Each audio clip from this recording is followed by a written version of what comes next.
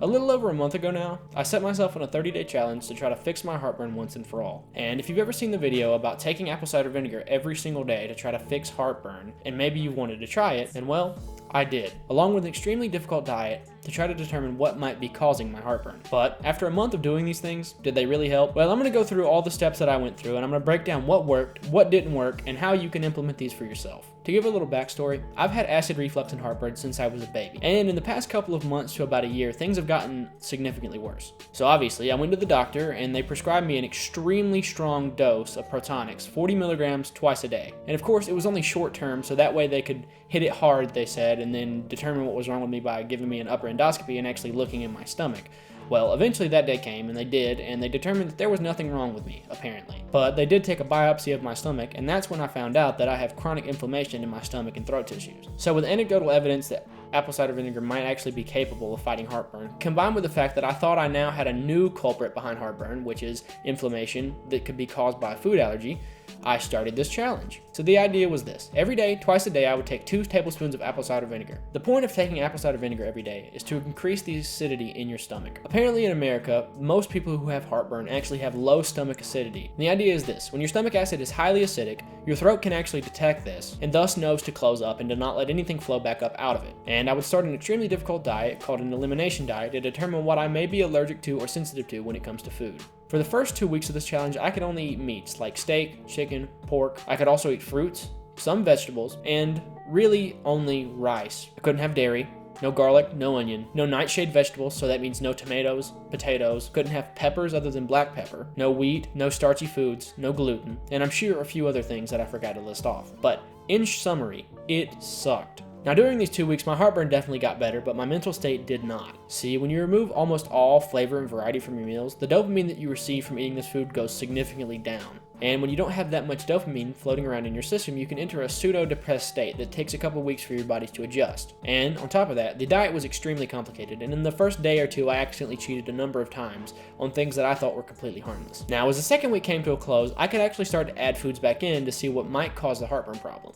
The first thing I added back was dairy products, and almost immediately I started having problems again. Alright, so I believe this is day like 17 or something. This week I got to start adding stuff back in. Monday I chose dairy, and I started getting like heartburn, started getting gas, and a bunch of other weird symptoms. I've never really sat very well with dairy, but after 2 weeks of not having it, my body was absolutely refusing to deal with it. And to be honest, that's probably the best thing that came out of this diet. See, finally getting that confirmation to actually confirm that I'm lactose intolerant will help me make a lot of decisions in the future. And while I'm not super lactose intolerant, or I would have known for a very long time, now I know to avoid things like straight milk or straight ice cream because they can cause really bad stomach issues. And of course after that, I started to add back in other food groups too. When I added in wheat and gluten overall, really I experienced no problems. Now the most notable food group other than milk that I added back that I had a problem with was when I added back peppers, cayenne peppers, peppers of all types. And this is because I again could eat hot food like hot wings and add hot sauce to my meals. And this definitely caused me an increase in heartburn across the board. But it was at this point that I realized that I can't live a life without hot sauce, and that's just how it's going to be.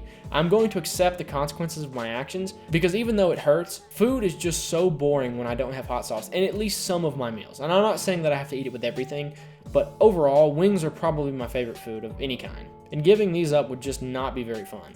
Now that we've gone over the whole kind of process, I do want to talk about a couple of my failures. Like I mentioned earlier, the not having a log thing definitely made this really difficult to keep up with. And that also being said, this is something that even if I did keep a log of, it's only really anecdotal evidence. I can't have any objective measures to actually show you how things are doing unless I were to get 2 microscope images of my throat where the damage has been caused or whatever else may be. Second of all, apple cider vinegar is very hard to continually take because it is absolutely rancid.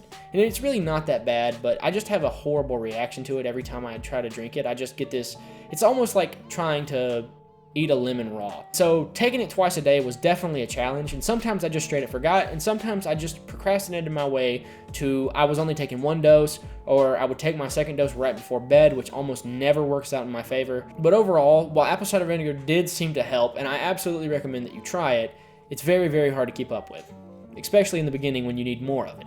Now that being said, I do want to share a couple things that are definitely positives and that I absolutely think that you should try to adopt into your life too. First of all, the elimination diet although it was very, very hard, it only lasted 2 weeks, and it did help me identify some things that really do trigger me. Like I said, it helped me find out that I actually am lactose intolerant to at least some degree, and I think if you don't know if you have any food allergies, this might be a worthwhile investment for you, especially because most of the population is lactose intolerant in the entire world, and a lot of the population is at least gluten sensitive. Now, this is kind of the thesis of the entire experiment that I did, and this is something that I came to realize only towards the end once I had actually looked back on my experience. It's not about what you eat. Instead, it's about how much you eat and when you eat it. You see, even when I was on the elimination diet, and I mean on the plainest part, where I was just eating salt and pepper and chicken and rice for dinner, if I overate, if I had too much, if I felt stuffed and it was any time close to bedtime, I was going to have heartburn, and I was going to have heartburn when I go to bed. And so this is something that I'm having to adapt to even now, because it's extremely difficult, especially when life gets in the way and when sometimes you don't actually have the choice of when you're able to eat. But almost always, if you eat too much food late, no matter what it is, no matter what you've done, you are going to have heartburn for the most part. And plus, going to bed with an empty stomach is overall more comfortable, and it's really better for you in terms of sleep quality too. So what is the final verdict on this experiment?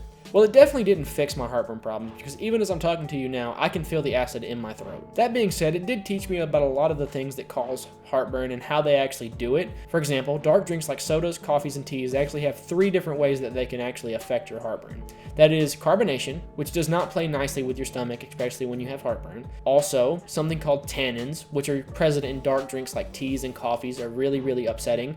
And tannins are also present in cooked tomatoes, which are a big factor in terms of heartburn.